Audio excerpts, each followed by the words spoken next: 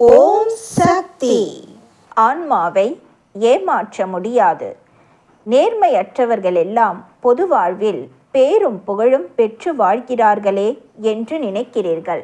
அழாமலே கண் துடைப்பது போலவும், சளி பிடிக்காமலே மூக்கை துடைப்பது போலவும், பேசாமலே வாய் அசைப்பது போலவும் பாவனை செய்தால் போதும்.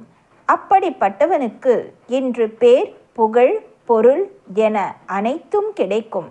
அப்படிப்பட்டவர்கள் ஊரை ஏமாற்றலாம், உலகை ஏமாற்றலாம், என்னை ஏமாற்ற முடியாது.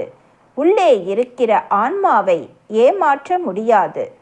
பருவத்தில் மழை பெய்தாலும் பூமியை பக்குவப்படுத்தி விதை விதைத்தால்தான் பயிர் வளரும்.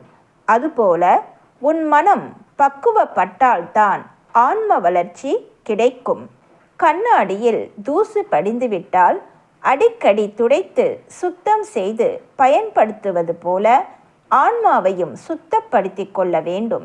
ஆசை, பந்த பாசம், பொறாமை, பொச்சரிப்பு முதலிய அழுக்குகள் ஆன்மாவில் சேராமல் பார்த்து கொள்ள வேண்டும். ஆன்மாவை ஒருநிலைப்படுத்தி பக்குவப்படுத்த வேண்டும். ஆன்மா என்ற சக்தி உடலை விட்டு போய்விட்டால் எதுவும் இல்லை. மனம் என்பது ஒரு தெருக்கூத்து.